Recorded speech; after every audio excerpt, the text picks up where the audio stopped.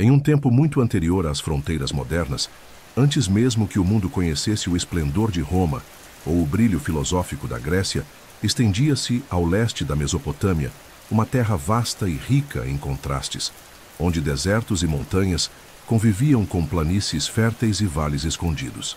Ali, no coração do Planalto iraniano, surgiriam os alicerces do que se tornaria uma das mais influentes civilizações da antiguidade, a Pérsia. Mas antes de se erguer como império, aquela região era habitada por povos que, silenciosamente, já teciam uma rede de trocas, ideias e deslocamentos que, aos poucos, dariam origem às primeiras rotas comerciais organizadas. Muito antes da ascensão dos Aquemênidas, os povos da antiga Elam, um dos primeiros reinos da região, com capital em Susa, já mantinham relações com a Mesopotâmia. Inscrições sumérias mencionam os elamitas como parceiros comerciais frequentes, trocando recursos minerais, pedras preciosas e objetos de arte com cidades como Ur, Lagash e Nippur. Esses primeiros contatos não eram apenas transações, eram pontes culturais que aproximavam mundos distintos, mostrando que o comércio, desde suas origens, sempre foi também um vetor de integração e transformação.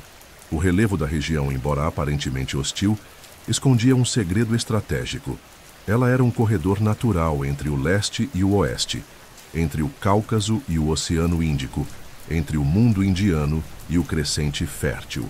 Montanhas, como os Montes Zagros, e desertos, como o de Lute, impunham desafios, mas também obrigavam os viajantes a seguir caminhos bem definidos, que ao longo do tempo seriam aproveitados por caravanas, mensageiros, comerciantes e até exércitos. Assim, nas trilhas traçadas por pastores nômades e pequenos clãs mercadores, formaram-se os esboços das rotas que mais tarde sustentariam o império. Foi nesse cenário que surgiram os medos e os persas, dois povos de origem indo-europeia que migraram para o Planalto iraniano por volta do segundo milênio antes de Cristo. Inicialmente divididos em tribos, eles conviviam com outras etnias locais, aprendendo com as tradições dos elamitas, dos assírios e dos babilônios.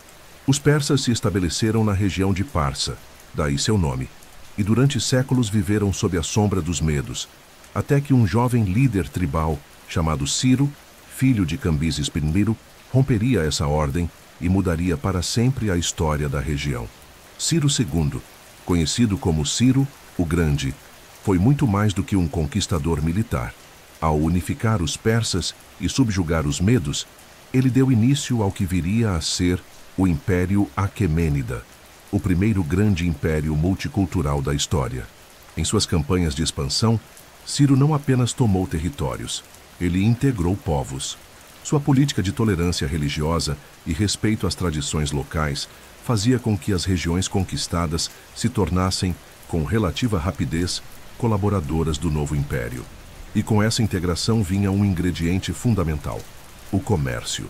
A criação de um império tão vasto, estendendo-se do Egito à Índia, exigia mais do que exércitos ou diplomacia. Era preciso garantir o fluxo constante de bens, alimentos, recursos naturais e informações. E para isso, o comércio tornou-se a verdadeira espinha dorsal da administração persa. As antigas trilhas foram alargadas, pontes foram construídas sobre rios outrora intransponíveis e entrepostos começaram a surgir em pontos estratégicos. Era o nascimento de um sistema comercial articulado, coerente e incrivelmente avançado para seu tempo. Mas mesmo antes da pavimentação oficial da Estrada Real, que seria construída posteriormente por Dário I, já existia um intricado mosaico de caminhos comerciais percorridos por mercadores a pé, com animais de carga ou em caravanas inteiras. Nesses caminhos, encontravam-se produtos exóticos vindos das margens do Indo, perfumes raros do Egito, metais trabalhados da Anatólia, tecidos da Fenícia e até mesmo marfim da África Oriental. Cada mercadoria trazia consigo não apenas valor econômico, mas histórias, símbolos e rumores de terras distantes. A sociedade persa compreendia a importância do comércio como poucos. Nas tábuas cuneiformes encontradas em antigas ruínas, há registros detalhados de contratos comerciais, impostos cobrados nas rotas, listas de mercadorias e até correspondência entre mercadores e governadores locais. Esses documentos revelam não apenas um sistema comercial eficiente, mas uma mentalidade voltada para a organização, a confiança e a circulação de riquezas. E assim, ao olhar para as raízes do comércio no mundo persa antigo, percebemos algo maior do que simples trocas de produtos. Vemos o início de uma rede que conectava povos de diferentes idiomas, religiões e costumes. Vemos o surgimento de uma mentalidade imperial que compreendia o poder do intercâmbio, não apenas de bens, mas de ideias e valores. E, acima de tudo, vemos como o comércio moldou o próprio DNA do Império Persa, preparando o terreno para as inovações grandiosas que viriam com seus sucessores. E é nesse ponto da história, com os alicerces do Império já lançados e os caminhos traçados na poeira dos desertos e na sombra das montanhas, que começamos a entender como os persas transformaram o ato de comerciar em uma arte de governar. Mas essa é apenas a primeira página de uma longa jornada. Em meio ao silêncio do deserto e ao vento que sopra pelas encostas dos montes Zagros, uma figura começou a emergir com uma força que alteraria para sempre os contornos do mundo conhecido. Seu nome era Ciro, o Grande, um título que poucos na história puderam ostentar com tanto merecimento. Para muitos, ele foi um conquistador, para outros, um visionário. Mas para os mercadores, artesãos e comunidades dispersas entre o mar Egeu e o Vale do Indo, Ciro foi muito mais. Foi o homem que transformou o comércio em uma ponte entre civilizações e o império em um vasto mercado multicultural, onde o ouro fluía tanto quanto as ideias. A ascensão de Ciro não foi um mero acaso do destino. Sua linhagem, ainda que ligada a nobres persas, não era de reis absolutistas. Era um tempo em que alianças se faziam com espadas, mas se sustentavam com inteligência. Quando Ciro se rebelou contra os medos, então dominantes na região, não o fez apenas por ambição. Ele percebeu que a fragmentação tribal impedia a prosperidade. Cada povo isolado era como uma ilha cercada por montanhas, falando línguas distintas, mantendo crenças próprias, cultivando suas mercadorias, mas sem jamais alcançar o potencial de uma rede integrada. E foi exatamente isso que ele quis mudar. Ao conquistar o reino dos medos, Ciro não destruiu, ele absorveu. Nomeou governadores locais, respeitou as tradições, permitiu a continuidade dos cultos religiosos e, principalmente, preservou as rotas comerciais. Logo, comerciantes que antes enfrentavam tributos, postos de controle hostis e riscos constantes, passaram a encontrar algo novo: segurança. Era como se, sob o novo governo, as trilhas ancestrais se transformassem em veias pulsantes de um organismo que começava a tomar forma: o Império Aquemênida. A genialidade de Ciro estava em compreender que um império não se sustenta apenas por espadas afiadas ou muros imponentes. Ele via o império como um organismo vivo, onde cada povo, cada aldeia, cada produto transportado por camelos ou navios era parte essencial de um todo. Seu domínio estendia-se por desertos áridos, florestas densas, vales férteis e cidades repletas de vida. E em cada um desses lugares, ele procurava garantir algo fundamental: ordem, previsibilidade e fluxo. Fluxo de bens, de informações, de pessoas e de confiança. Um dos maiores símbolos dessa nova ordem foi a libertação dos judeus cativos na Babilônia. Quando Ciro tomou a cidade, em 539 a.C., ele não impôs a fé persa. Pelo contrário, permitiu que os judeus retornassem a Jerusalém e reconstruíssem seu templo. Esse gesto, mais do que político, era uma mensagem ao mundo. Sob o domínio persa, havia espaço para todos. E em um mundo de comerciantes, onde a confiança e a estabilidade são moedas tão valiosas quanto o ouro, tal política ressoava como um sinal verde. Era seguro negociar, era seguro investir, era seguro prosperar. Os portos do Golfo Pérsico, as rotas fluviais que cortavam a Mesopotâmia, os caminhos arenosos que levavam ao Egito ou às montanhas da Anatólia, todos esses lugares começaram a se conectar como nunca antes. Ciro incentivava a construção de entrepostos comerciais, armazenamentos de grãos, mercados abertos e cidades planejadas para receber caravanas. Os mercados deixaram de ser apenas locais de troca e se tornaram centros de convivência multicultural.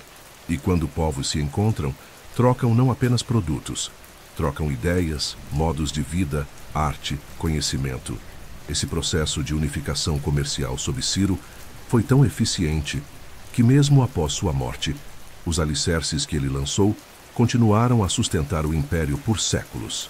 Seu filho, Cambises Dundo, e depois Dário I, continuariam a expandir e consolidar a estrutura econômica e administrativa da Pérsia. Mas foi Ciro quem plantou a semente. Ele foi o jardineiro do império, regando com sabedoria o terreno fértil da diversidade cultural. Na prática, isso significava que um comerciante fenício poderia vender seus tecidos em Susa, enquanto comprava pedras preciosas trazidas da Bactriana. Um escriba egípcio podia encontrar papiros importados da Índia, enquanto degustava tâmaras cultivadas no coração da Pérsia.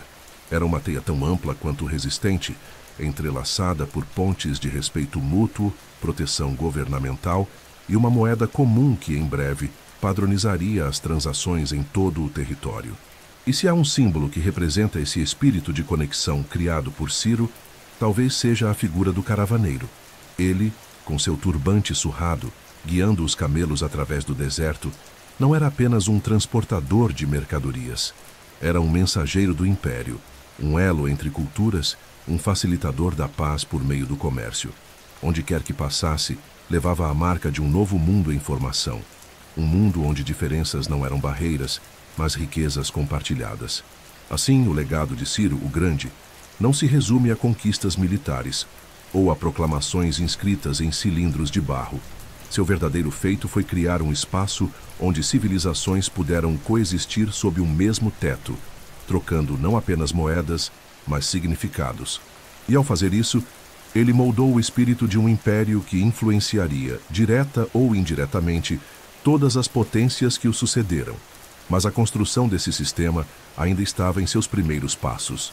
E seria com Dário I, o organizador, o administrador supremo do império, que o comércio persa alcançaria sua mais notável sofisticação. Suas reformas transformariam o império em um organismo ainda mais coeso, onde a estrada, o tempo e o valor seriam calculados com uma precisão quase moderna. Quando Dário I subiu ao trono, o Império Persa já era vasto, poderoso e temido, mas era também disperso, diverso, composto por dezenas de povos, línguas e sistemas locais. O que para muitos seria uma ameaça à estabilidade, para Dário era uma oportunidade singular. Consolidar, integrar e transformar essa complexidade em uma rede de funcionamento impecável. Se Ciro havia fundado o império com base na tolerância e na unificação, Dário o faria prosperar com organização e controle, e para isso não havia ferramenta mais poderosa do que o comércio. Sob seu reinado, o ato de trocar bens tornou-se mais do que um motor da economia, tornou-se uma forma de governar. A primeira medida de Dário foi perceber que um império sem infraestrutura era como um corpo sem sistema circulatório. As rotas existentes, muitas delas herdadas de antigos reinos ou apenas trilhas informais de caravanas, precisavam ser transformadas em caminhos seguros, contínuos e eficientes. Nascia, então, uma das maiores obras da antiguidade, a Estrada Real Persa. Estendendo-se por cerca de 700 quilômetros, ela ligava a cidade de Susa, no coração do império, a distante Sardes, na Lídia, nas margens do mar Egeu. Era mais do que uma estrada, era uma espinha dorsal. Ao longo dessa via monumental, foram estabelecidos postos de parada regulares, onde viajantes podiam descansar, alimentar os animais e, principalmente, trocar informações. Esses postos também funcionavam como estações do sistema de correios reais, uma inovação espetacular da época. Mensageiros montados, treinados para viajar dia e noite, conseguiam cobrir toda a extensão da estrada em cerca de 7 dias, graças à troca de cavalos a cada ponto. Uma façanha que, para os padrões da antiguidade, beirava o inacreditável. Essa agilidade na comunicação permitia que Dário governasse com precisão e conhecimento, em tempo quase real, sobre o que se passava nas diferentes partes do império. Mas o comércio não flui apenas com caminhos. É preciso que haja confiança. E Dário sabia que a confiança se constrói com padronização. Por isso, uma de suas reformas mais impactantes foi a criação de uma moeda oficial, o Dárico, feito de ouro puro, com um peso consistente e um símbolo imperial gravado. O Dárico tornou-se uma referência em todo o mundo conhecido. Pela primeira vez, mercadores que antes dependiam de trocas diretas ou de moedas locais podiam negociar com uma unidade de valor reconhecida e respeitada de Babilônia até a Índia. A circulação monetária facilitava os contratos, reduzia conflitos e expandia o escopo das trocas. Era como se uma linguagem econômica comum fosse finalmente falada entre povos diferentes. Além da moeda, Dário reorganizou a estrutura administrativa do império em satrapias, ou províncias governadas por sátrapas. Cada satrapia tinha autonomia relativa, mas estava conectada ao centro por laços fiscais e militares. Essa descentralização coordenada permitia o controle eficiente da arrecadação de impostos, que eram calculados com base na produção local, incluindo o comércio. Os registros dessas arrecadações eram mantidos com impressionante rigor. Em Persépolis, por exemplo, foram descobertos milhares de tabletes de argila com inscrições cuneiformes que detalham pagamentos a trabalhadores, remessas de grãos e transporte de mercadorias. A burocracia persa era vasta, mas funcional, e servia como uma engrenagem silenciosa que mantinha o império em movimento. Outro pilar fundamental da política comercial de Dário foi a construção de canais navegáveis e rotas secundárias. Ele ordenou, por exemplo, a escavação de um canal que ligava o Nilo ao Mar Vermelho, antecipando em mais de 2000 anos a ideia do Canal de Suez. Isso permitia que mercadorias vindas do Mediterrâneo pudessem alcançar o Oceano Índico sem a necessidade de contornar o continente africano. As possibilidades abertas por esse canal foram revolucionárias para a época. Dário também investiu em portos, arsenais e na expansão da marinha persa, tornando o comércio marítimo uma extensão natural das rotas terrestres. E não era apenas o movimento de bens que Dário incentivava, mas também o de pessoas e saberes. Artífices egípcios eram contratados para trabalhar em palácios persas. Comerciantes gregos obtinham permissão para abrir mercados em cidades orientais. Caravanas da Índia traziam não apenas especiarias, mas também histórias e conhecimentos. Dário compreendia que o fluxo de ideias era tão precioso quanto o de metais ou tecidos. E onde ideias circulam, nasce algo mais poderoso que o lucro. Nasce a cultura compartilhada. Para sustentar esse sistema com estabilidade, a segurança era uma prioridade absoluta. A Estrada Real e suas variantes menores eram patrulhadas por soldados e inspetores do rei, garantindo que as rotas fossem seguras para todos, de mensageiros reais a comerciantes independentes. Assaltos e extorsões eram duramente punidos, pois o imperador entendia que a ordem nas estradas era sinônimo de prosperidade em seus cofres. A paz persa, a famosa Pax Persica, não era apenas um ideal político, mas uma realidade construída com disciplina, estrutura e visão econômica. É impressionante notar como o comércio, sob o governo de Dário, deixou de ser uma atividade periférica para se tornar o centro da governança imperial. Cada estrada construída, cada moeda cunhada, cada armazém erguido e cada contrato fiscalizado contribuíam para um ecossistema econômico que permitia ao império sobreviver, crescer e se reinventar. Era uma engrenagem colossal em que cada detalhe, por mais pequeno que parecesse, tinha seu lugar exato. E assim, sob a liderança de Dário I, o Império Persa alcançou um grau de integração econômica e administrativa sem precedentes.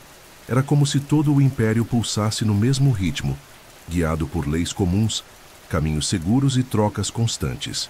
A infraestrutura comercial que ele construiu não apenas sustentava o império, ela era o império. Mas para que essas rotas funcionassem plenamente, era necessário compreender seu desenho mais amplo, como se conectavam, o que transportavam e quais destinos uniam. É isso que exploraremos agora, ao seguir pelas estradas que cruzavam o mundo antigo, de oeste a leste, do mar às montanhas, levando não apenas bens, mas também histórias, esperanças e sonhos de civilizações que, mesmo diferentes, aprenderam a caminhar juntas.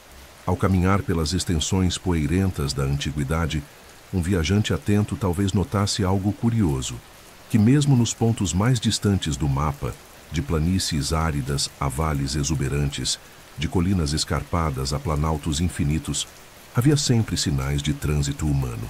Trilhas marcadas por pegadas, restos de caravanas, pedaços de cerâmica, moedas esquecidas, eram vestígios daquilo que se tornaria uma das maiores conquistas do engenho humano, a criação de rotas que uniriam culturas, impérios e eras.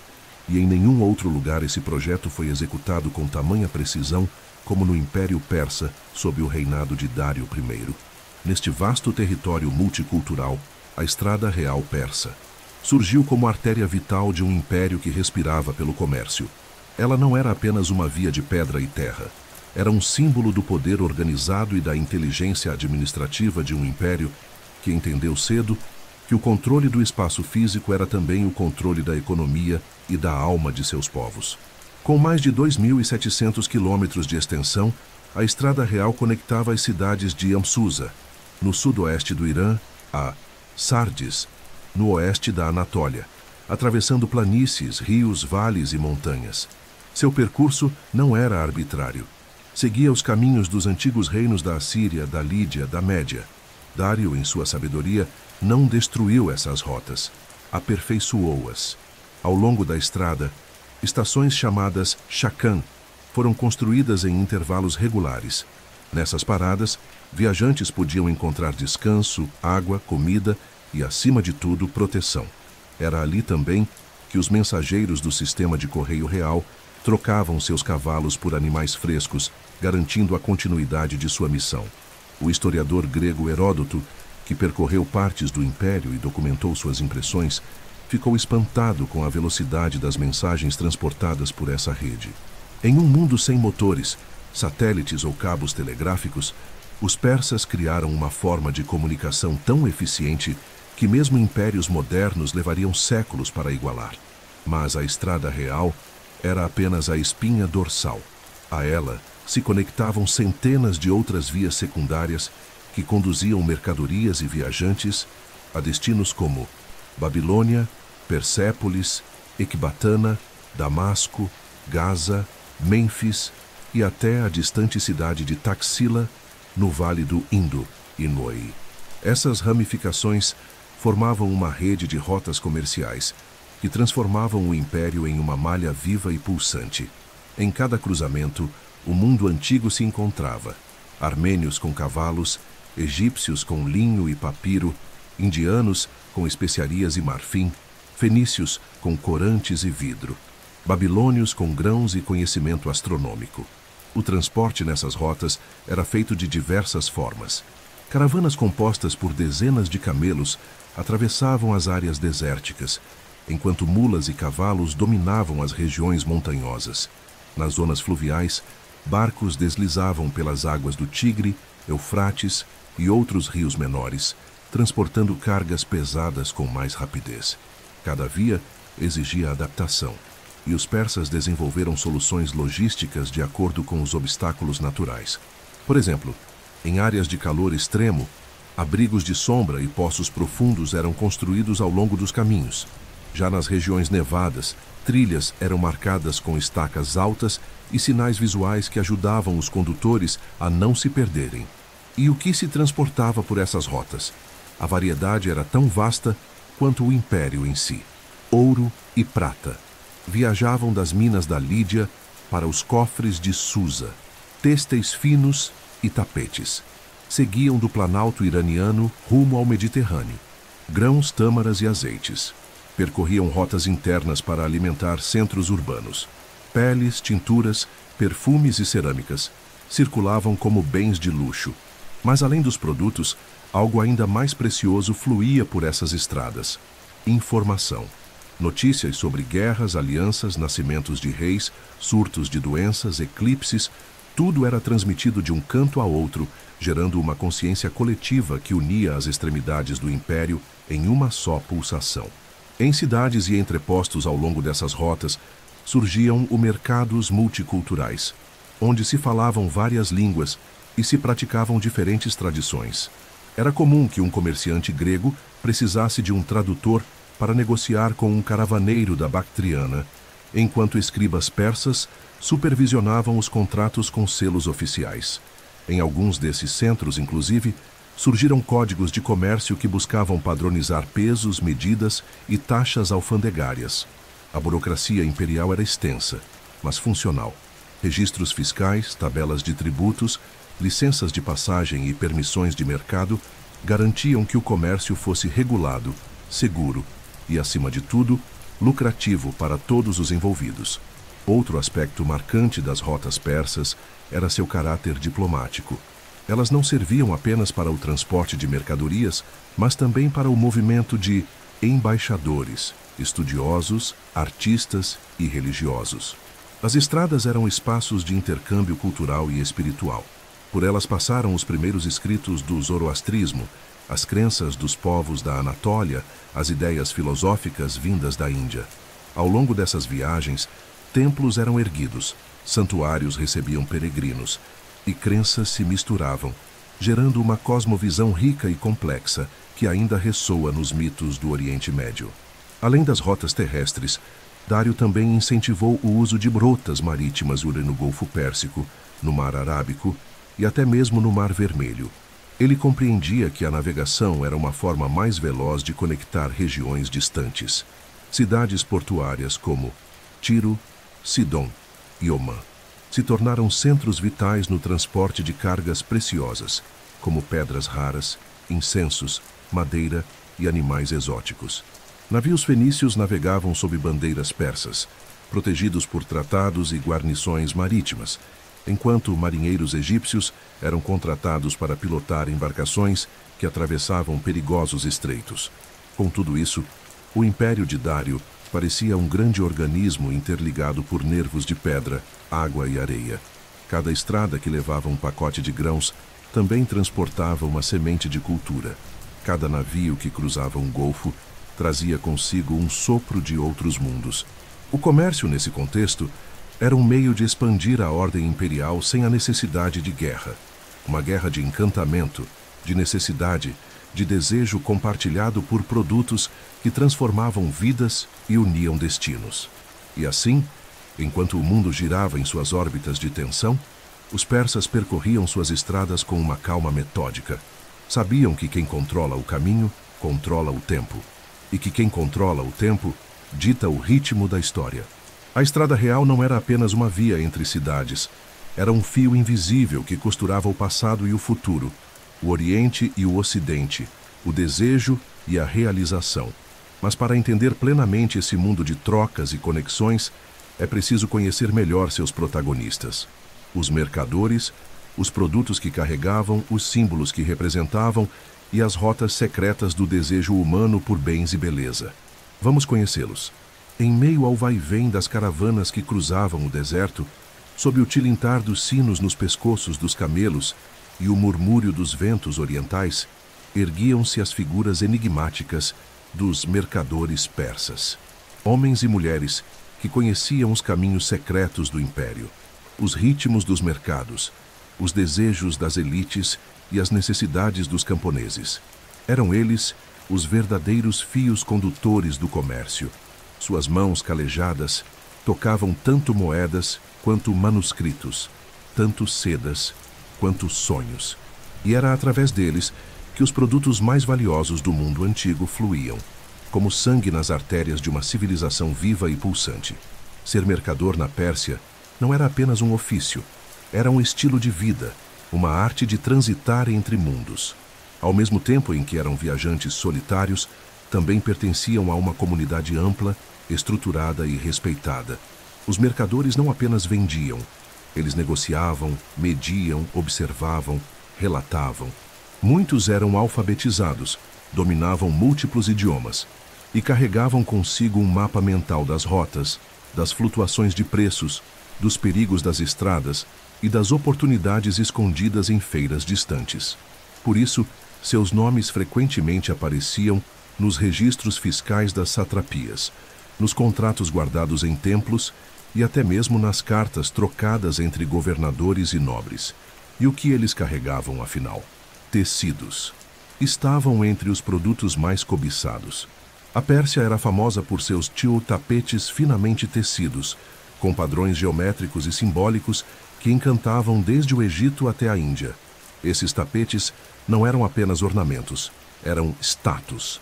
Além deles, sedas, linho egípcio, algodões indianos e lã da Média circulavam com fluidez pelas estradas e portos do império. Tecidos perfumados com essências orientais ou tingidos com corantes raríssimos, como o púrpura fenício, tornavam-se verdadeiras joias móveis, desfiladas nos palácios de reis e nos salões de embaixadores. Mas o comércio não se limitava à estética. Metais preciosos formavam uma base sólida das trocas. O ouro da Lídia, o estanho da Armênia, a prata das montanhas persas, o ferro da Média, tudo isso era minerado, fundido, moldado e transportado em blocos ou peças trabalhadas. Com eles, forjavam-se moedas, adornos, armas e até instrumentos rituais.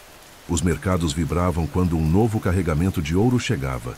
Os preços se agitavam como folhas ao vento, e rumores se espalhavam de oásis a oásis, movendo a economia pela simples ideia de escassez ou abundância. Outros produtos mais sutis, mas igualmente valiosos, também desempenhavam papéis centrais. Um exemplo é o seu incenso, especialmente o conolíbano, vindo da Arábia e da África Oriental, usado em cerimônias religiosas, banhos e rituais fúnebres. Seu perfume marcava presença nos templos zoroastristas e nas casas nobres, tornando-se símbolo de status e espiritualidade. Mirandil, canela, cravo e pimenta, produtos oriundos da Índia e do Sudeste Asiático, completavam a paleta aromática do império. Eram caros, sim, mas poucos produtos simbolizavam tanto a sofisticação de um banquete quanto a presença sutil de uma especiaria rara. A lista segue. Cavalos da Báctria, reconhecidos por sua força e agilidade, vendidos para uso militar e cerimonial. Madeiras exóticas do Cáucaso, utilizadas na construção de palácios e embarcações. Vidros e joias. Fenícias, com detalhes minuciosos e incrustações que desafiavam o tempo. Grãos, especialmente cevada e trigo, que circulavam para abastecer as cidades e os exércitos imperiais.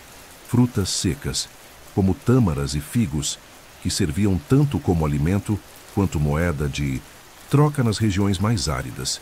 E havia também os produtos com valor simbólico: amuletos, ídolos, estatuetas, tecidos com inscrições sagradas, manuscritos religiosos e filosóficos. Esses objetos circulavam lentamente, de mãos em mãos, carregando consigo ideias, crenças e mistérios. Um manuscrito zoroastrista escrito em aramaico podia chegar até a Índia e ser reinterpretado por sacerdotes brahmanes. Um símbolo esculpido em uma pedra da Mesopotâmia podia tornar-se talismã entre pastores do Afeganistão. O comércio, nesse aspecto, era também um agente da metamorfose cultural. Mas como se realizavam essas trocas? Os mercados persas operavam com grande organização. Muitos produtos eram vendidos em feiras periódicas, realizadas em cruzamentos de rotas ou junto a festivais religiosos. Outras trocas ocorriam em bazarões fixos, protegidos por autoridades locais, com bancas de comerciantes licenciados. Os contratos eram formalizados com testemunhas, selos de argila e pesos padronizados. Os mercadores mais importantes mantinham contadores, escribas e seguranças. E viajavam em caravanas protegidas por escoltas armadas ou suborno previamente acordado com tribos nômades. Os pagamentos variavam. Moedas imperiais, como os guidáricos de ouro, lingotes, trocas diretas de produto por produto, crédito registrado em tábuas ou até promissórias escritas com validade interestatal. A confiança era o maior ativo. Um comerciante conhecido pela honestidade podia negociar sem moeda, bastava sua palavra. Em tempos de crise, secas, guerras, epidemias, os produtos mudavam de valor dramaticamente. O trigo podia se tornar mais valioso que o ouro, e um tecido simples mais desejado que uma joia.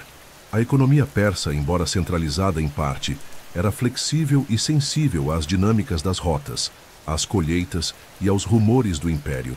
E o papel do mercador, nesse contexto, era como o de um sacerdote do cotidiano, alguém que lia os sinais, previa os movimentos e oferecia soluções. Esses produtos não apenas sustentavam cidades e palácios. Eles criavam laços entre povos, geravam interdependência e cultivavam o sentimento de pertencimento a algo maior. Uma peça de cerâmica moldada em Susa podia ser usada em um ritual em Tebas. Um perfume indiano carregado por um navio fenício podia ser ofertado em um templo da Lídia. O comércio unia os reinos pela beleza, pela necessidade e pelo desejo. Que assim, os mercadores persas, com seus trajes de viagem e olhos atentos, tornaram-se os arquitetos silenciosos de uma ordem econômica que influenciaria impérios por séculos. Em suas mãos repousavam os produtos mais valiosos do mundo antigo, mas também repousava algo ainda mais duradouro: a confiança de que, apesar das distâncias e diferenças, os povos sempre encontrarão uma forma de se conectar por aquilo que compartilham, desejam e sonham. E para que essa complexa rede de trocas florescesse, era preciso mais do que caminhos e produtos. Eram necessárias cidades estrategicamente posicionadas, que funcionassem como corações pulsantes do comércio imperial. Vamos agora adentrá-las. Ao longo da vastidão do Império Persa, por entre montanhas escarpadas, planícies abrasadas de sol e margens silenciosas de rios milenares, surgiam cidades que não eram apenas agrupamentos de pedra e argila. Eram centros de convergência. Nelas as línguas se misturavam, os mercados vibravam, os templos ecoavam vozes de múltiplos deuses, e o som dos martelos dos artesãos competia com o murmúrio das moedas sendo pesadas. Essas cidades eram os nós da teia econômica do Império Aquemênida, pontos onde as rotas se cruzavam, os produtos circulavam e os destinos se transformavam. Mais do que capitais administrativas, eram corações pulsantes de um comércio que movia não só riquezas, mas o próprio espírito de uma civilização multicultural. Entre todas elas, talvez nenhuma represente com mais clareza a grandiosidade do império do que Susa. Situada entre os rios Karkhê e Des, Susa era uma das cidades mais antigas do mundo, já florescendo antes mesmo da ascensão persa. Ao ser adotada como capital administrativa por Dário I, foi completamente remodelada. Seus palácios, erguidos com colunas altíssimas e ladrilhos vitrificados, refletiam a luz do sol como joias lapidadas. Mas para além da pompa real, Susa era um entreposto vibrante. Caravanas descarregavam ali seus grãos, pedras preciosas, tapetes e cerâmicas. Os mercados fervilhavam com produtos vindos do Vale do Indo, da Fenícia, do Egito. Funcionários imperiais registravam tudo: os pesos, os contratos, os impostos. Que à noite, sob a sombra dos jardins suspensos, os mercadores discutiam preços e selavam acordos à luz de lamparinas de azeite. Outra cidade de importância monumental era Babilônia. Mesmo antes da conquista de Ciro, a cidade já era um centro econômico e cultural sem igual. Mas sob domínio persa, seu papel se expandiu. Localizada entre os rios Tigre e Eufrates, Babilônia era o eixo natural entre o leste e o oeste. Com sua localização estratégica e infraestrutura urbana avançada, atraía não apenas mercadores, mas astrônomos, escribas, engenheiros e sacerdotes. Suas muralhas imensas protegiam armazéns repletos de cereais, depósitos de metais preciosos, oficinas de têxteis e centros de troca de moedas. A famosa Porta de Ishtar, por onde passavam procissões religiosas, também via o desfile constante de carroças carregadas de produtos e gente de todos os cantos. O comércio ali misturava-se com o sagrado. Persépolis, por sua vez, embora mais conhecida por seu esplendor cerimonial, também desempenhava papel fundamental no controle econômico. Erguida como símbolo da unificação imperial, era uma cidade meticulosamente planejada. Suas grandes escadarias, seus relevos esculpidos e sua arquitetura monumental contavam histórias de submissão e colaboração entre povos. Em suas salas, funcionava um sistema administrativo detalhista, onde milhares de tabletes de argila registravam salários, tributos e transações. Descobertos séculos depois, esses registros revelam um império que remunerava trabalhadores com base em mérito, fazia distribuição de ração conforme hierarquia e controlava estoques com precisão quase moderna. Persépolis não era apenas o rosto do império, mas também seu cérebro burocrático. Ao norte, nas montanhas, Ecbatana oferecia outro perfil de centro comercial.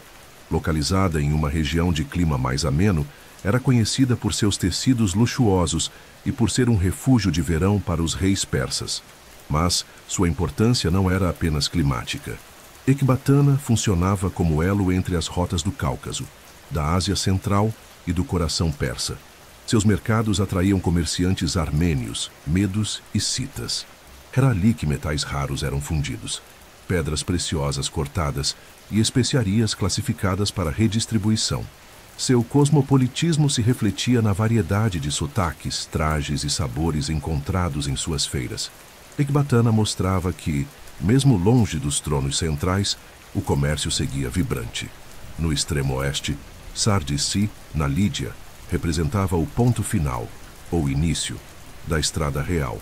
Era uma cidade de ouro literal e simbólico. Foi ali que, muito antes dos persas, surgiram as primeiras moedas metálicas do mundo. Sob domínio aquemênida, Sardes manteve sua tradição de cunhagem e tornou-se uma base militar e econômica, de onde partiam expedições para o Egeu e o Mediterrâneo. A cidade era a porta de entrada para produtos gregos como azeite, vinho, cerâmica e artefatos de mármore, que encontravam nos mercados persas um público ávido por novidades.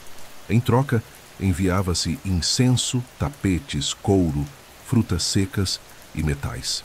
A vida em Sardes era marcada pelo som do martelar de ourives, o grito dos leiloeiros e o cheiro de especiarias recém-chegadas por caravanas que cruzavam meio império.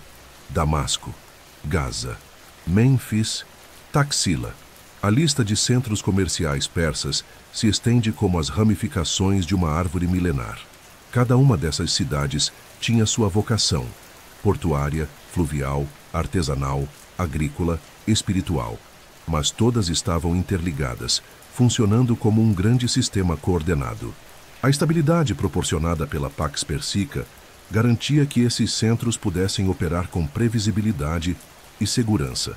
E essa previsibilidade era o solo fértil para o florescimento econômico. É importante lembrar que as cidades não funcionavam apenas para os persas. O império era lar de egípcios, judeus, gregos, lídios, babilônios, citas, partas, hindus e tantos outros. Por isso, os mercados urbanos também eram espaços de convivência, de aprendizado, de mediação. Neles surgiam parcerias interétnicas, famílias comerciais mistas, traduções de manuscritos, técnicas agrícolas trocadas e novas modas.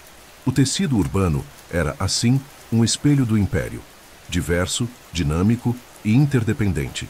Nas vielas de pedra, os sons dos idiomas se entrelaçavam como os fios de um tecido. Aramaico, grego, persa antigo, lídio, egípcio, vozes diferentes, mas que falavam uma mesma língua nas bancas dos mercados, a do valor, da necessidade, da troca. E mesmo nas sombras dos palácios ou sob os arcos dos templos, o eco do comércio podia ser ouvido.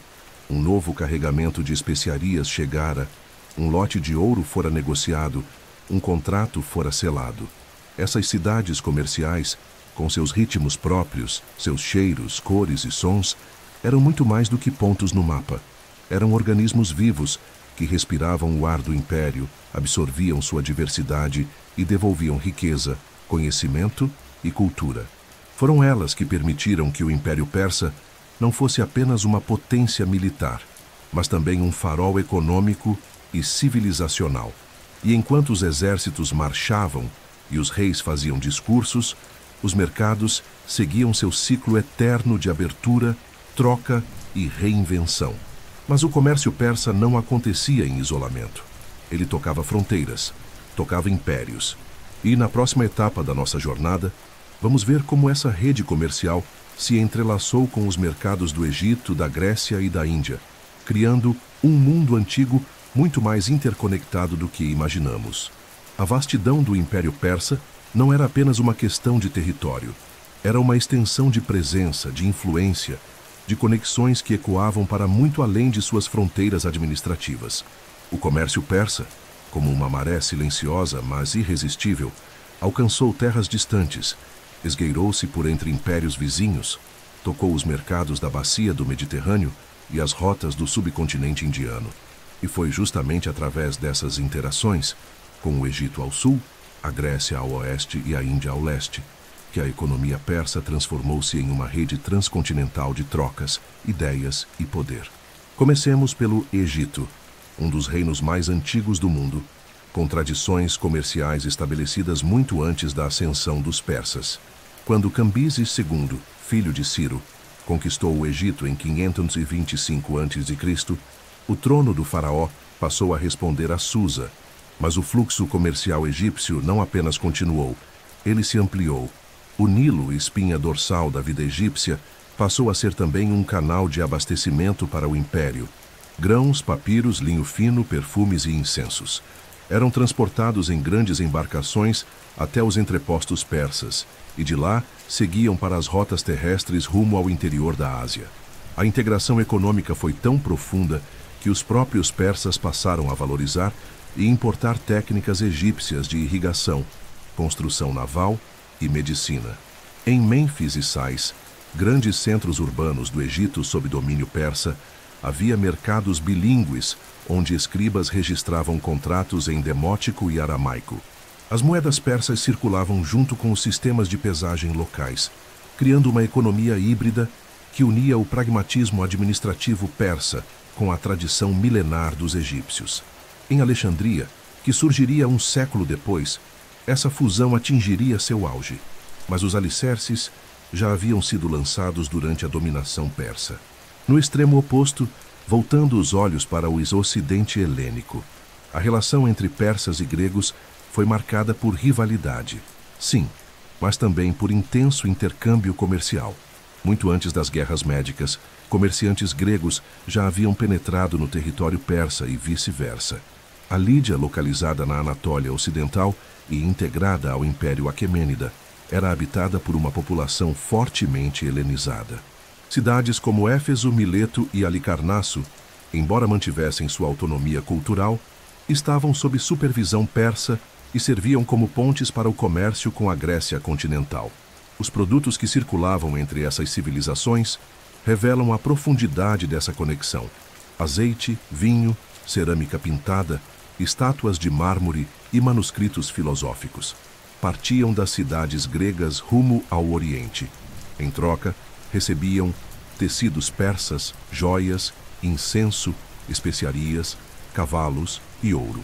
Os gregos valorizavam profundamente os bens orientais, considerando-os símbolos de luxo e refinamento. E os persas, por sua vez, admiravam a habilidade artística e o raciocínio matemático grego, ao ponto de contratarem artesãos helênicos para trabalharem nos palácios de Persépolis e Susa. A guerra não interrompia completamente o comércio, apenas o tornava mais disfarçado. Mercadores continuavam a operar sob bandeiras neutras, e as trocas comerciais continuavam em portos como Tiro, Sidom e Rhodes. Além disso, muitos gregos, como Heródoto, viajaram livremente pelo Império Persa e relataram não apenas suas estruturas políticas, mas também seus hábitos econômicos. Havia por trás da aparência de confronto uma coadmiração silenciosa entre os dois mundos. Agora, se há uma fronteira onde o comércio persa floresceu com complexidade e profundidade, essa fronteira é o Pur-Leste, a Índia. Os contatos comerciais com o subcontinente indiano remontam a tempos anteriores à consolidação do Império Persa, mas sob Dário I, a região do Vale do Indo foi incorporada oficialmente como uma satrapia. Chamavam-na de Hindush e era considerada uma das províncias mais ricas do império. O tributo anual pago pela Índia aos persas, registrado por Heródoto, era o maior entre todos os povos submetidos, e não sem razão. Do Vale do Indo vinham especiarias raríssimas, pedras preciosas, algodão, madeiras exóticas, animais como elefantes e pavões, além de artefatos espirituais e manuscritos filosóficos. Os indianos, por sua vez, recebiam produtos persas como metais, tecidos, cavalos, perfumes e técnicas administrativas. O comércio entre Pérsia e Índia não era apenas lucrativo, era também espiritual. O contato com as tradições hindus e budistas influenciou práticas religiosas e cosmológicas no Oriente Persa, especialmente nas regiões da Bactriana e da Aracósia, onde havia forte miscigenação. As rotas entre Pérsia e Índia incluíam passagens terrestres pelo Afeganistão, como o famoso Vale de Helmand, e rotas marítimas pelo Golfo Pérsico e Mar Arábico, que conectavam os portos indianos a cidades persas como Hormuz, Omã e Suhar.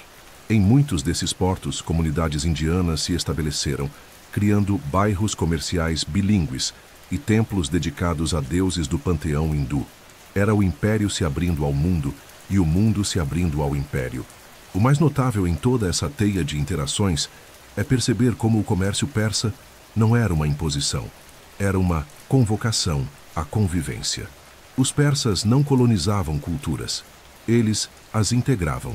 Sabiam que a força do comércio não reside na dominação, mas na interdependência. Ao permitir que gregos continuassem exportando seus vinhos, egípcios cultivassem seus papiros e indianos ensinassem seus ritos, o império tornava-se mais do que um aglomerado de povos.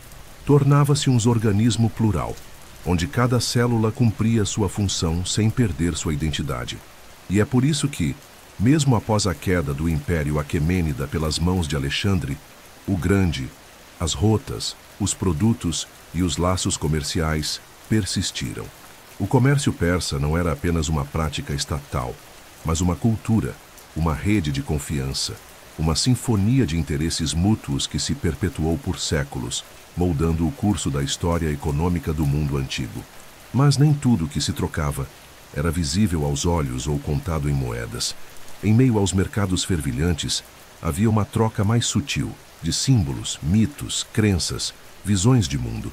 No próximo capítulo, vamos explorar como o comércio persa foi também um canal espiritual e cultural, por onde circularam ideias, deuses e filosofias que mudaram o modo como as civilizações se viam e se relacionavam. Se há algo que transcende moedas, produtos e contratos, é a ideia. Invisível, intangível, mas infinitamente poderosa, a ideia viaja mais longe do que as caravanas, penetra mais fundo do que o ouro e transforma com mais profundidade do que qualquer espada. E no Império Persa, uma terra entre mundos, onde a diversidade era não apenas tolerada, mas integrada ao próprio tecido da governança.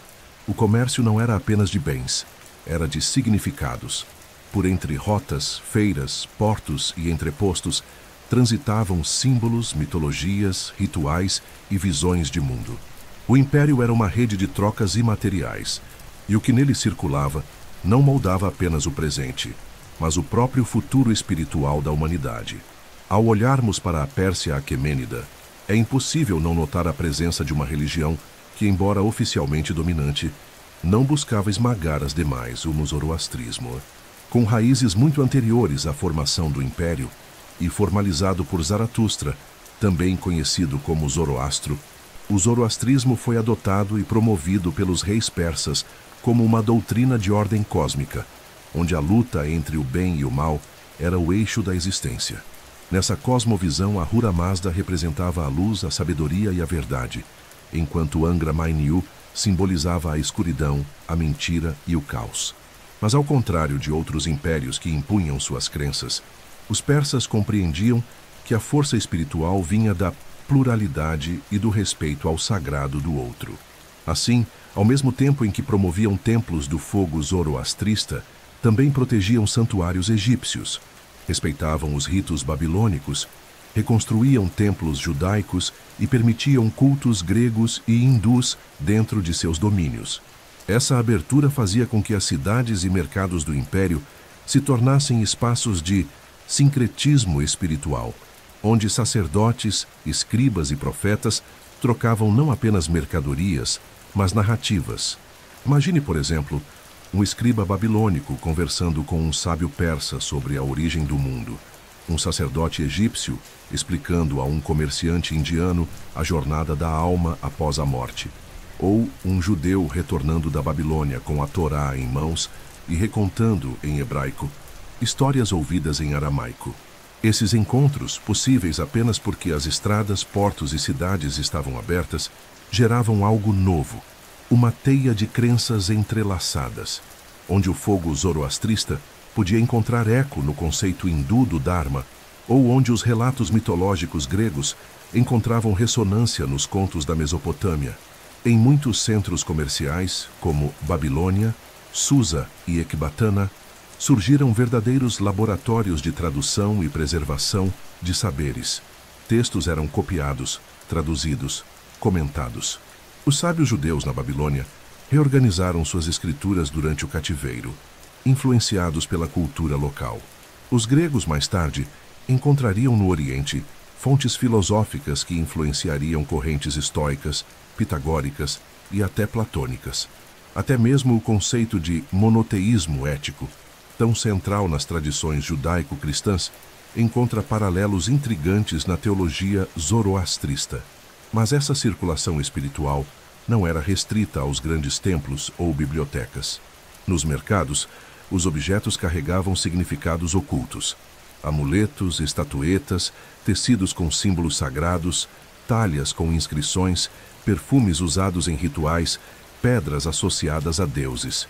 Tudo isso fazia parte do comércio cotidiano. Um simples pingente vendido por um fenício poderia representar proteção divina em uma casa egípcia. Uma estatueta de madeira trazida da Índia poderia ser colocada em um altar persa. Assim, os produtos tornavam-se veículos do invisível, portadores de crenças que viajavam junto com suas formas materiais. E havia ainda a transmissão oral. Os contadores de histórias, conhecidos por vários nomes, Goshnav, Hikayatun ou simplesmente viajantes, carregavam em suas memórias mitos, epopeias e parábolas.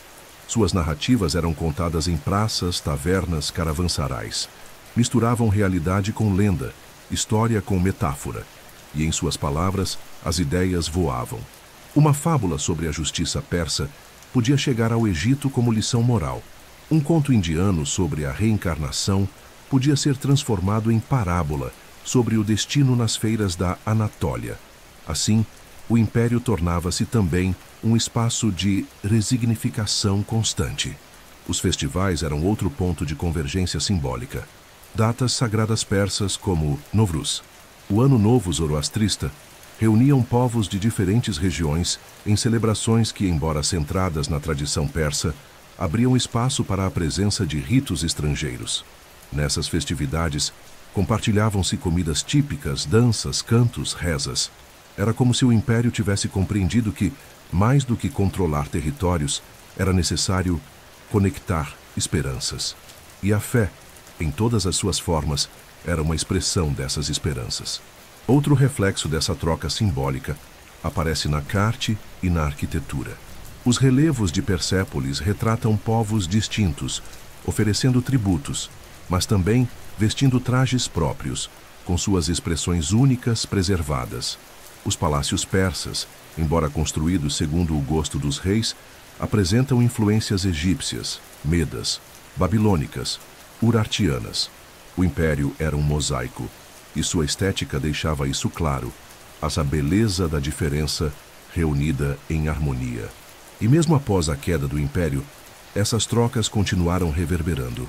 O pensamento religioso persa influenciaria o maniqueísmo, o gnosticismo e até certos aspectos do cristianismo primitivo. A tolerância religiosa persa seria recordada pelos romanos, reinterpretada por filósofos iluministas e até citada em documentos modernos de direitos civis. O legado espiritual do comércio persa não está apenas nos arquivos arqueológicos, mas em muitas das ideias que hoje consideramos universais. O comércio de ideias, crenças e símbolos foi talvez o mais duradouro de todos. Enquanto os tapetes se desgastavam, os metais oxidavam e os perfumes se dissipavam, as histórias, as visões de mundo e os princípios éticos permaneceram. Eles se infiltraram nas civilizações vizinhas, fundiram-se em novos sistemas, inspiraram novos impérios. E tudo isso começou nos corredores dos mercados, nas conversas entre mercadores, nos gestos de respeito entre culturas. Mas o império, como tudo que é humano, um dia encontraria seus limites. E mesmo com toda sua grandeza, ele veria as mesmas rotas que o fortaleceram tornarem-se caminhos de invasão e queda. No próximo capítulo, acompanharemos esse declínio e entenderemos como a chegada de Alexandre o Grande redesenhou o mapa do poder e da economia persa. Ao longe, um novo som começava a ecoar pelas rotas silenciosas do império. Não era o tilintar das caravanas, nem o pregão dos mercados, nem o sussurro de acordos entre mercadores. Era o som das armaduras macedônicas marchando, o retumbar de cavalaria veloz, a respiração acelerada da conquista que atravessava desertos, montanhas e cidades muradas. Era o prenúncio do fim de uma era, porque embora as rotas ainda estivessem abertas e os mercados ainda vendessem tecidos, metais e perfumes, algo começava a mudar.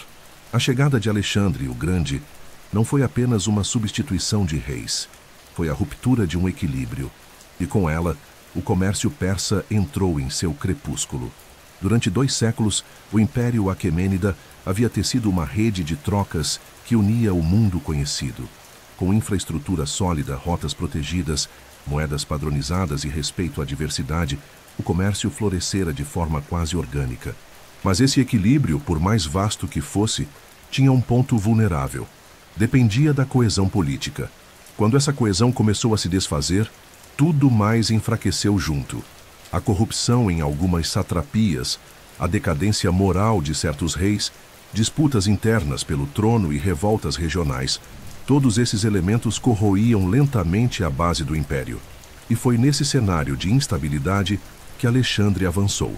Em 334 a.C., Alexandre da Macedônia iniciou sua campanha contra os persas, atravessando o Helesponto com um exército disciplinado, pequeno, mas imbuído de uma visão grandiosa, fundir o Oriente e o Ocidente sob uma única coroa. Sua campanha foi marcada por vitórias rápidas e devastadoras. Grânico, Isso, Gaugamela, nomes que passaram a simbolizar a queda de um império milenar diante de um novo tipo de força. Mas o impacto não foi apenas militar. A cada cidade conquistada, a estrutura administrativa persa era desmontada ou absorvida, e com ela, as engrenagens do comércio sofriam desajustes. As rotas antes protegidas tornaram-se perigosas. Caravanas deixaram de partir com a mesma frequência. Postos fiscais foram desativados. Tribos hostis, antes contidas por acordos e patrulhas, passaram a atacar comboios. O sistema de correio foi abandonado, e com ele, a comunicação entre mercados se tornava errática. O dárico de ouro, outrora símbolo da estabilidade econômica, começou a desaparecer, substituído pelas moedas gregas. O comércio não cessou, mas perdeu sua organização imperial, seu ritmo, sua harmonia. Alexandre, por sua vez, não ignorou o valor econômico da Pérsia. Pelo contrário, ele ficou fascinado com o tesouro que encontrou em Susa, Persépolis e Babilônia. Calcula-se que só em moedas, ouro e prata, tenha saqueado o equivalente a centenas de toneladas, uma fortuna que financiaria campanhas e construções por décadas. Mas o saque era um sinal claro de mudança. Aquilo que antes sustentava mercados, agora servia como espólio de guerra.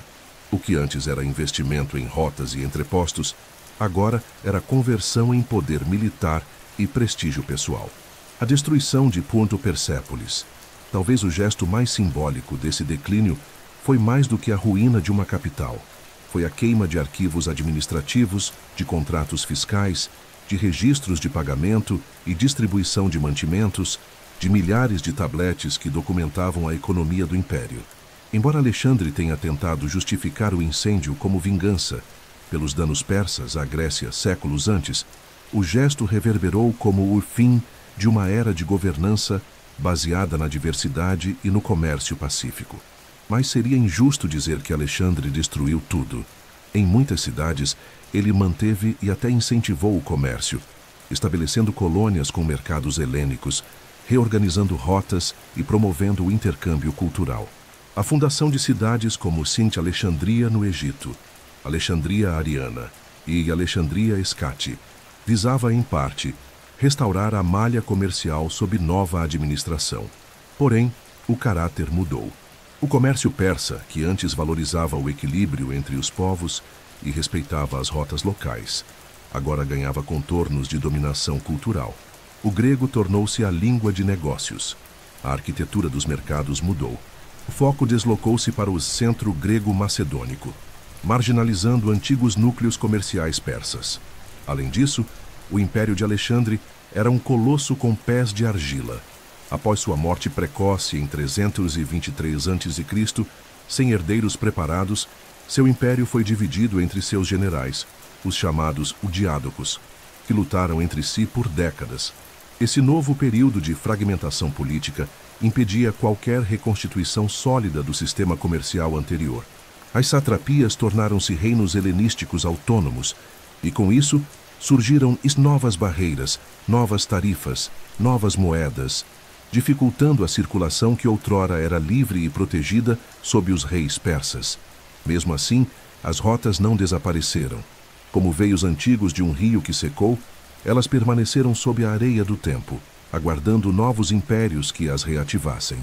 E de fato, séculos mais tarde, os Ipartas-Imás e depois os Sassânidas herdariam essas estruturas e, em certa medida, reviveriam o comércio transcontinental, mas jamais com o mesmo grau de integração, estabilidade e respeito cultural que marcou a era aquemênida.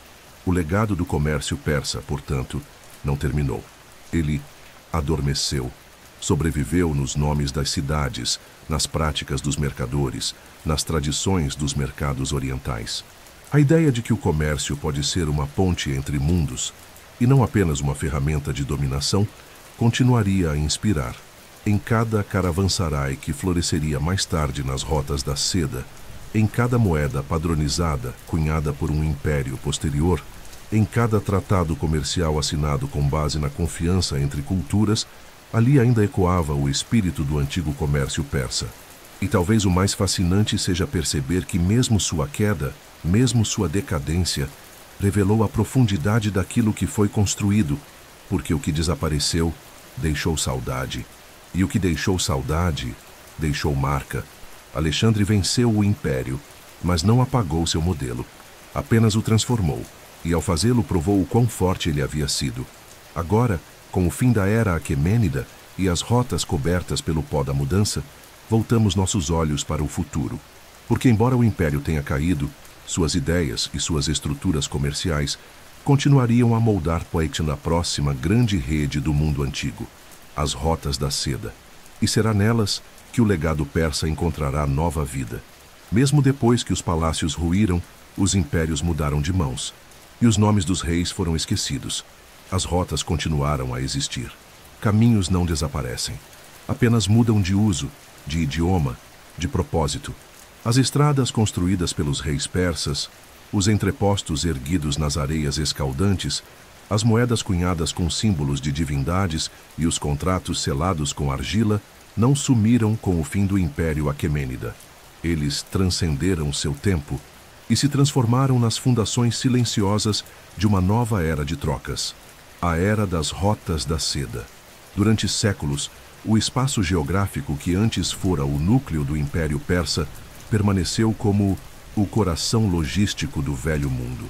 Ali, entre os rios Tigre e Eufrates, entre os planaltos do Irã e as estepes da Ásia Central, formou-se o elo entre o Ocidente e o Oriente. Se os mercadores da Grécia e de Roma desejavam alcançar a Índia ou a China, era por essas rotas, muitas delas herdeiras diretas das vias persas, que precisavam passar. As antigas estradas reais de Dário, mesmo sem seu sistema original de correios ou postos militares, serviram como espinha dorsal para os fluxos comerciais entre civilizações, durante toda a Antiguidade Tardia e a Idade Média. Sob os Kupartas Mukuku c. 247 a.C., 224 d.C., herdeiros indiretos dos persas, a Pérsia readquiriu uma posição central no comércio eurasiático. Os partas, embora menos centralizadores que os aquemênidas, foram hábeis diplomatas e controladores de rotas. Eles compreendiam que a riqueza estava nos impostos de passagem, nas taxas sobre mercadorias, nos tributos dos entrepostos, e assim reativaram trechos antigos da estrada real, estabeleceram caravansarais e mantiveram a segurança mínima necessária para que as caravanas percorressem longas distâncias. Por suas mãos, o quis comércio com Roma, a Índia e até a China floresceu novamente. Foi durante esse período que as quines rotas da seda mil começaram a ganhar sua forma mais consolidada. Tecidos de seda saíam da China, atravessavam o Turquestão, desciam pelas montanhas da Báctria e cruzavam o planalto iraniano antes de seguirem para Antioquia, Damasco ou Alexandria. Em troca, o Ocidente oferecia vidros, joias, vinhos, metais preciosos e manuscritos. No centro disso tudo estavam os antigos centros persas, Susa, Ecbatana, Hecatômpilos, Hagaé, entre outros, que agora serviam como postos avançados de um comércio global em formação. Mas o que fazia esses lugares funcionarem, mesmo tantos séculos após o auge do Império Aquemênida? A resposta está no legado invisível, porém poderoso, deixado pelos persas: a infraestrutura cultural e comercial. Os persas haviam ensinado ao mundo a importância da padronização de pesos e medidas, da cunhagem de moedas confiáveis, da proteção institucional ao comércio, da coexistência entre etnias e crenças diversas sob regras comuns. Esses conceitos sobreviveram porque funcionavam, e civilizações posteriores os adotaram com admiração silenciosa. Durante o domínio do Império Sassânida, 224-651 d.C., esse legado foi intensificado.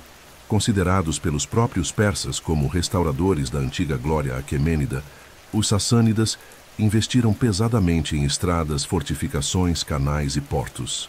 Reativaram antigos mercados e fundaram novos como Ctesifonte, que se tornou um dos maiores centros urbanos e econômicos do mundo antigo. Ali, mercadores chineses, árabes, indianos, gregos e armênios se encontravam, negociando produtos, alianças e ideias. E como antes, o comércio não era apenas material. Circulavam também manuscritos filosóficos, tratados médicos, ritos religiosos e tradições artísticas.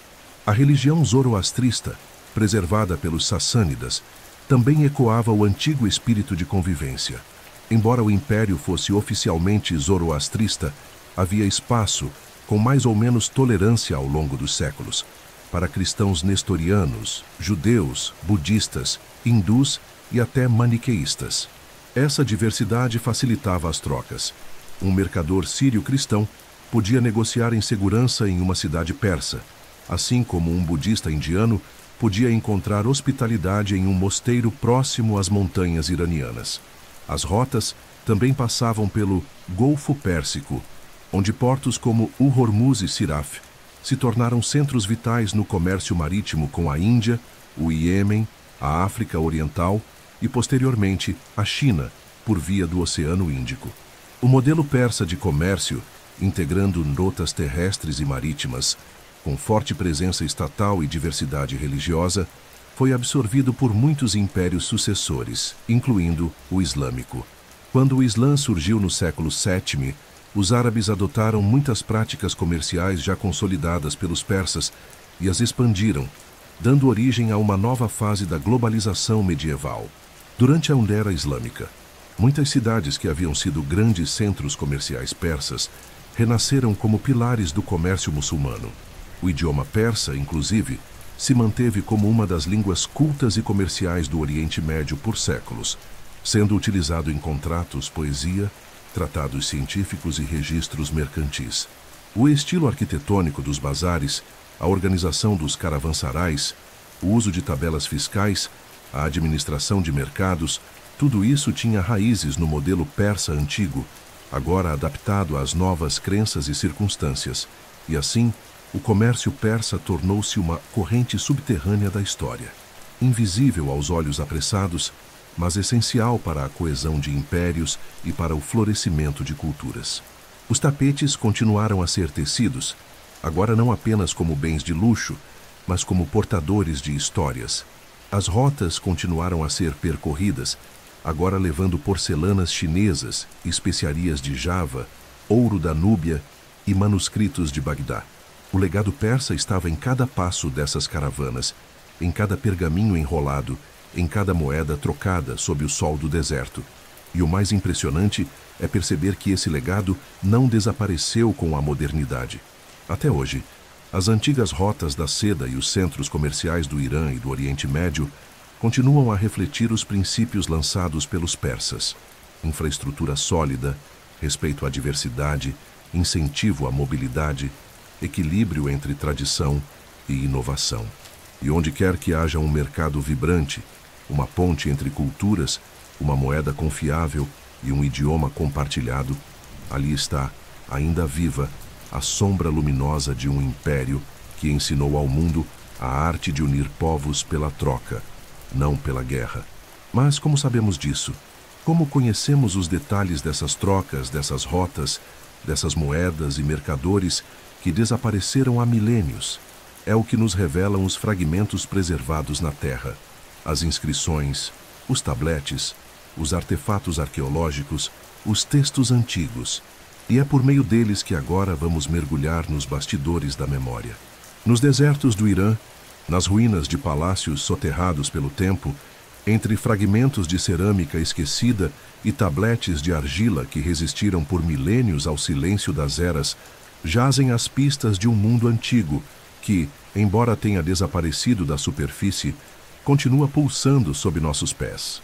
É pelas mãos delicadas da arqueologia, pela paciência dos epigrafistas e pela curiosidade insaciável dos historiadores que começamos a reconstruir aquilo que durante séculos existiu apenas como eco: o funcionamento concreto do comércio persa, sua abrangência, sua organização e sua alma.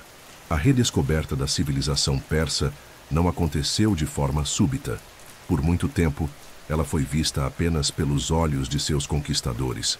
Os relatos de Heródoto, por exemplo, apesar de preciosos, são frequentemente filtrados por sua visão grega e, muitas vezes, distorcem os detalhes em favor do exotismo. Mas à medida que escavações sistemáticas começaram a ser feitas, principalmente a partir do final do século XIX, uma nova imagem começou a emergir: a de um império extremamente sofisticado, meticuloso, organizado e profundamente comprometido com o funcionamento do comércio. Um dos achados mais impressionantes veio de Persépolis, a cidade sagrada e administrativa fundada por Dário I. Ali, milhares de tabletes de argila, escritos em elamita, acádio e aramaico, foram encontrados, cuidadosamente empilhados, protegidos por estruturas colapsadas. Conhecidos como os arquivos de Persépolis, esses registros revelam detalhes profundos do dia a dia econômico do império. Neles constam listagens de pagamentos feitos a trabalhadores, especialmente aos envolvidos na construção de palácios e canais, registros de distribuição de grãos, controle de estoques, rotas de transporte, nomes de fornecedores e até referências a pagamentos realizados com alimentos ou tecidos, em vez de moedas. Esses tabletes não são documentos frios. São, na verdade, espelhos de uma sociedade viva. Por meio deles, sabemos que mulheres trabalhavam e recebiam salários, e comunidades inteiras estavam organizadas em torno de tarefas comerciais, que havia uma cadeia de logística muito bem estruturada para transportar bens de um ponto ao outro do império. E mais, que havia-lhe confiança institucional e suficiente para registrar, fiscalizar e redistribuir riqueza de forma centralizada e transparente. A economia persa era muito mais do que troca de produtos. Era um sistema vivo de controle, administração e planejamento de longo prazo. Além de Persépolis, escavações em Passusa, Ecbatana e outras cidades importantes revelaram uma profusão de moedas, selos cilíndricos, pesagens de pedra e utensílios comerciais. Os de selos, em especial, revelam o cuidado com os contratos. Eles eram utilizados para autenticar acordos entre partes, marcando mercadorias, caixas de transporte e cartas comerciais. Cada selo era único, muitas vezes com inscrições em 3 línguas e desenhos simbólicos que indicavam a origem, o proprietário ou o conteúdo protegido. Esses objetos mostram um império onde o comércio era respaldado não apenas pela confiança entre indivíduos, mas por um aparato institucional robusto. As moedas também contam sua própria história. O famoso Udárico de Ouro, cunhado por Dário I, era reconhecido por sua pureza e peso estável. Seu design, representando o rei armado, um símbolo de poder e estabilidade, servia tanto como propaganda quanto como garantia de valor. Por terem sido encontradas não apenas em solo persa, mas também em regiões tão distantes quanto a Grécia, o Egito e a Ásia Central, sabemos que essa moeda foi amplamente aceita, funcionando como uma espécie de dólar antigo. Além do dárico, existiam moedas de prata e cobre utilizadas para transações menores, indicando uma economia monetária sofisticada e segmentada por classes sociais e níveis de mercado. Outro recurso arqueológico fundamental são as inscrições reais Mare, como as de Bizitum, Naqsh Rustam e nos próprios palácios de Persépolis. Essas inscrições, embora muitas vezes exaltassem as conquistas militares e a legitimidade dos reis, também destacavam as construções civis: estradas, canais, sistemas de irrigação, mercados e entrepostos. A forma como os reis persas se apresentavam, como de provedores de ordem, justiça e abundância, está profundamente ligada à imagem de um governo que fazia do comércio uma prioridade. As descobertas não se limitaram ao solo persa. Arqueólogos trabalhando em nasdelas gregas, em escavações babilônicas, nos mercados da Fenícia, em portos egípcios e em cidades indianas também encontraram evidências de trocas com o império. Fragmentos de cerâmica persa em Atenas, dáricos enterrados em Alexandria, textos administrativos em aramaico nos oásis da Rota da Seda, tudo isso reforça o alcance dessa rede comercial. Até mesmo em grutas da China, foram descobertos tecidos e joias que trazem indícios de estilo persa, sugerindo que as rotas comerciais estabelecidas na era aquemênida foram de fato predecessoras das rotas da seda clássicas. Outro tesouro silencioso são os textos históricos preservados em tradições posteriores. Escritores árabes e persas da era islâmica, como Al-Tabari e Al-Biruni, referem-se ao comércio persa com reverência, apontando os aquemênidas como exemplos de administração sábia. Cronistas judeus e armênios também citam o período persa como um tempo de estabilidade para as trocas comerciais. A memória desse império ficou gravada não apenas nas pedras e metais, mas também na oralidade e na tradição literária dos povos que o sucederam.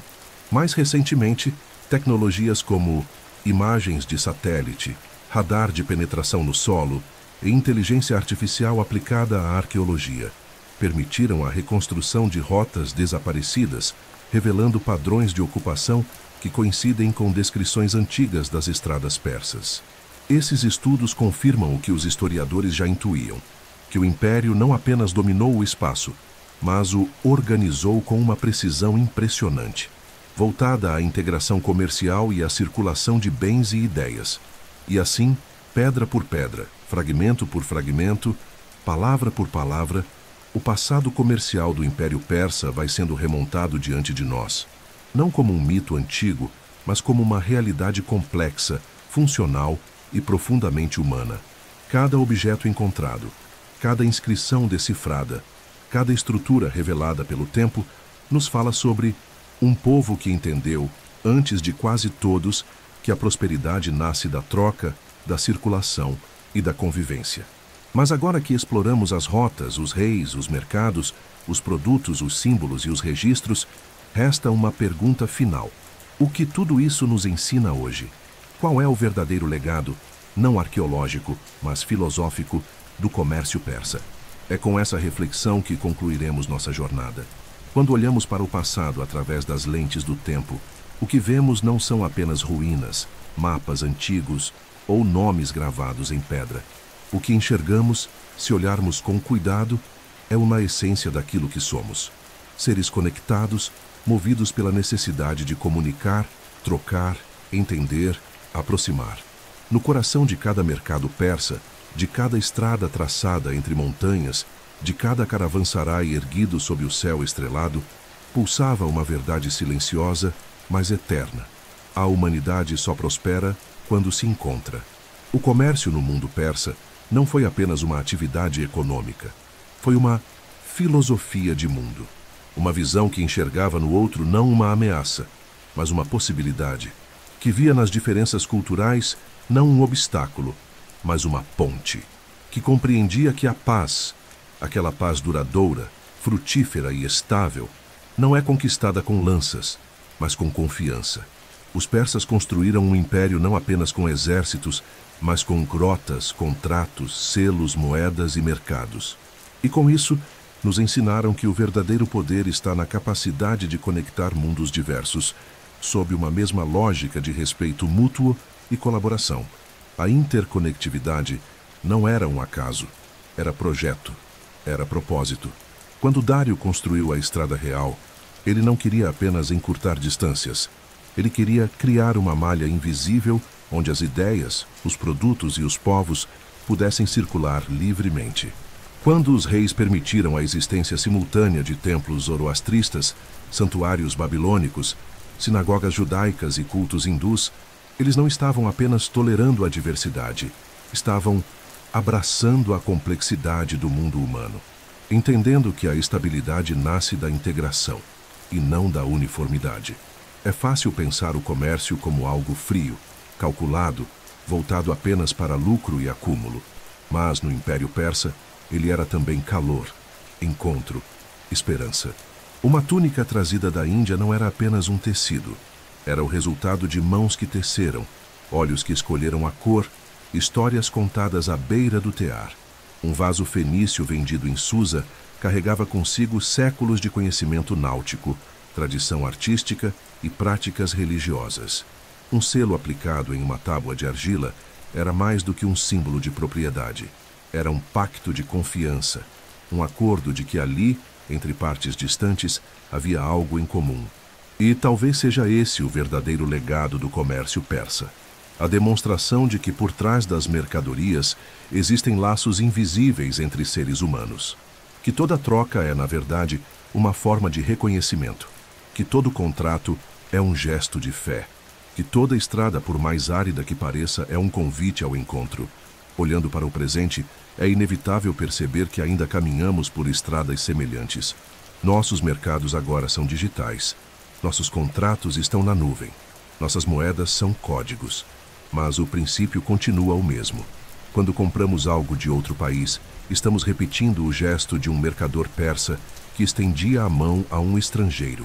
Quando traduzimos livros, exportamos cultura, compartilhamos saberes, estamos percorrendo as mesmas rotas de conexão que existiam entre a Babilônia e Taxila, entre Sardes e o Vale do Indo.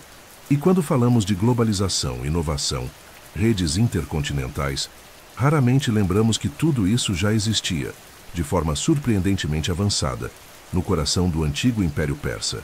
Eles nos mostraram que é possível construir um império sem apagar culturas, uma economia sem destruir a diversidade, uma estrada que não apenas leva riquezas, mas também devolve dignidade. Ao final desta jornada fica a lição.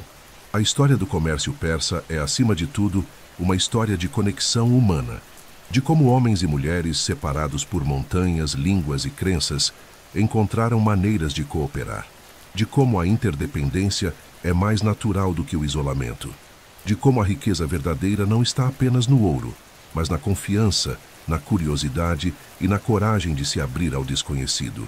E talvez, em um mundo que hoje se fragmenta em tantas direções, possamos voltar nossos olhos ao passado não como uma fuga, mas como um farol.